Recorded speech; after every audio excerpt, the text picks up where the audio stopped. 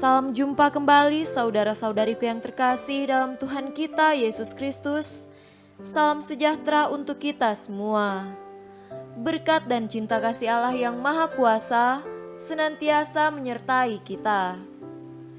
Marilah kita mendengarkan dan merenungkan bacaan-bacaan kitab suci hari Sabtu 12 Desember 2020. Bacaan pertama dari kitab Putra Sirak pasal 48 ayat 1 sampai 4 dilanjutkan dengan ayat 9 sampai 11. Lalu tampillah Nabi Elia bagaikan api yang perkataannya laksana obor membakar. Kelaparan didatangkannya atas mereka dan jumlah mereka dijadikannya sedikit berkat semangatnya. Atas firman Tuhan, langit dikunci olehnya dan api diturunkannya sampai 3 kali. Betapa mulialah engkau, hai Elia, dengan segala mujizatmu, dan siapa boleh bermegah-megah bahwa sama dengan dikau? Dalam olak angin berapi, engkau diangkat, dalam kereta dengan kuda-kuda berapi. Engkau tercantum dalam ancaman-ancaman tentang masa depan untuk meredakan kemurkaan sebelum meletus dan mengembalikan hati bapa kepada anaknya serta memulihkan segala suku Yakub. Berbahagialah orang yang telah melihat dikau dan yang meninggal dengan kasih mereka, sebab kami pun pasti akan hidup pula. Demikianlah sabda Tuhan. Syukur kepada Allah. Demikianlah sabda Tuhan. Syukur kepada Allah.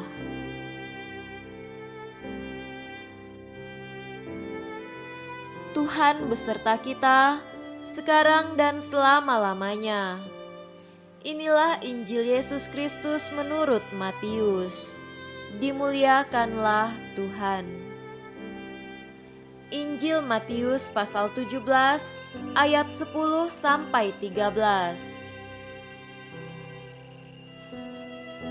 Lalu murid-muridnya bertanya kepadanya, "Kalau demikian, mengapa ahli-ahli Taurat berkata bahwa Elia harus datang dahulu?" Jawab Yesus, "Memang Elia akan datang dan memulihkan segala sesuatu, dan aku berkata kepadamu, Elia sudah datang, tetapi orang tidak mengenal dia dan memperlakukannya menurut kehendak mereka. Demikian juga Anak Manusia akan menderita oleh mereka." Pada waktu itu, mengertilah murid-murid Yesus bahwa ia berbicara tentang Yohanes Pembaptis. Demikianlah Injil Tuhan. Terpujilah Kristus.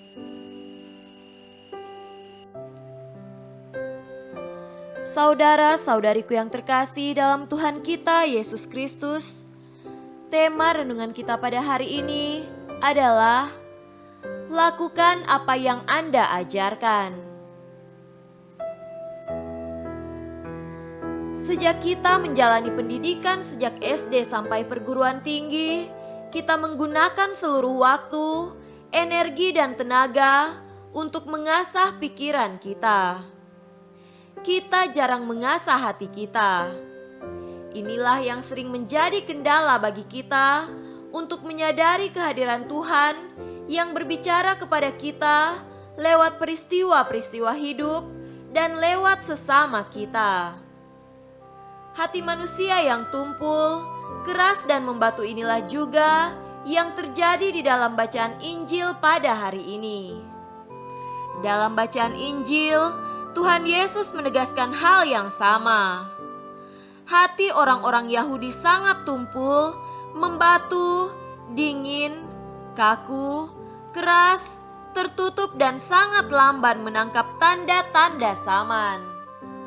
Pikiran mereka tajam untuk menilai dan menghakimi orang lain, tetapi hati mereka tumpul untuk mengenali kehadiran Tuhan di dalam hidup mereka. Inilah yang dialami oleh Yohanes Pembaptis dan Tuhan Yesus sendiri.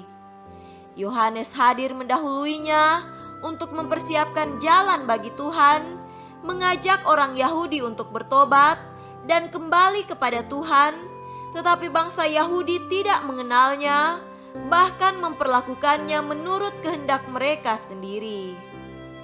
Akhirnya, atas kebencian Herodias, kepala Yohanes harus melayang, ditebas karena dendam kesumat.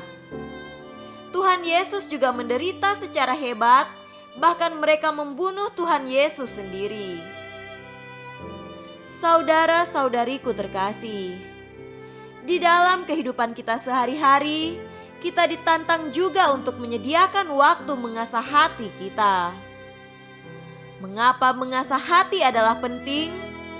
Karena dengan hati yang peka, tajam dan bijaksana, kita dapat menyadari kehadiran Tuhan Yesus yang selalu menyapa kita, mengajak kita untuk bertobat lewat pelbagai peristiwa kehidupan, teristimewa lewat kehadiran orang lain yang menyapa kita, tetapi juga mengoreksi kesalahan kita dan yang mengingatkan kita.